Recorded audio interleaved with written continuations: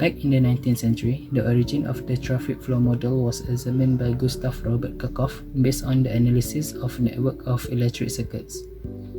The examination explained that the sum of all voltage that rise up and down are equal to 0, and the sum of all currents that flows in and out of the system are equal to 0. Traffic flows seem to be the most effective ways to know the number of transport that passing through a system or a road. The problem statement is to find the fastest route that can be determined. The objective is to know how to determine the fastest route to a destination based on the value of transport in every one-way route over the network. Assalamualaikum and hi. I will explain about traffic network flow, Kirchhoff's first law, and the use of Gauss-Jordan elimination.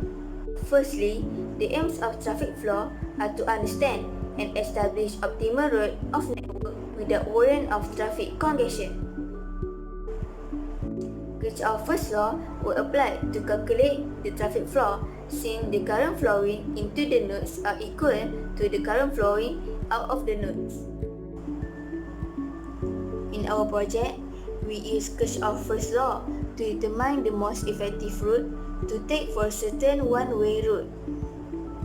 In the law, there are steps where we need to use Gauss-Jordan elimination. Gauss-Jordan elimination is used to convert a matrix into reduced row echelon form by using elimination operation row.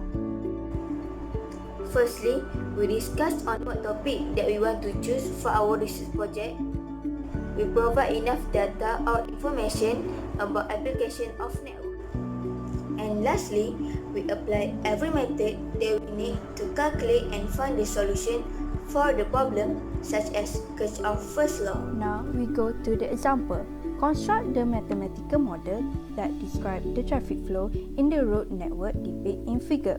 All streets are one-way street in the direction indicated.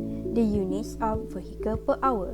Give two distinct possible flow of traffic. What is the minimum possible flow that can be expected along branch AB? According to Kirchhoff's first rule, the traffic flow into the intersection is equal with the traffic flow out of the intersection. We use that same assumption in the traffic flow. We can write it into this equation: traffic in and traffic out. The first intersection, A. We know that the traffic in when the arrow pointed into A, and traffic out pointed opposite A. We use that assumption with A, B, C, and D. We then write it into a system of linear equation and transfer it into augmented matrix.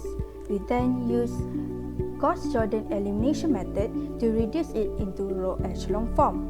Because of the first row in the first column is already leading 1, the next step is to produce 0 under the leading 1. We can use that with row 2 minus row 1 equals to R2 and produce the new leading 1. We can use the same step until we get row echelon form.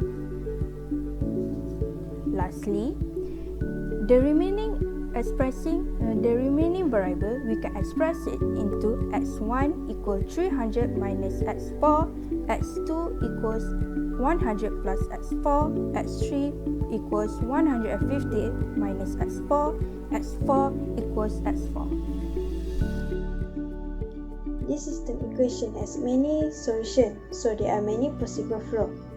For example, AB path can has a small traffic flow which is S1. All traffic flow cannot be negative value. For instance, the first equation in the system shows that S1 will be minimum if S4 is higher, as long as not above 300. The most significant value for S4 is 150. It's because we don't want S3 or S2 become negative value. Thus, S1 is 300 minus 150, which is 150. That means any road work on AB path should allow a traffic volume at least 150 VPH.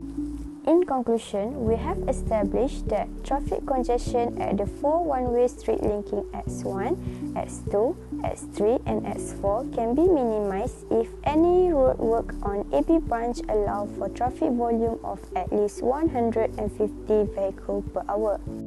In order to reduce the impact of traffic congestion and ensure the free flow of traffic, we made the following recommendations. The first one is provide exclusive lanes for public transport. The next one is use regulations and traffic engineers to control the traffic. And the last one is to provide traffic lights at the 4 intersections.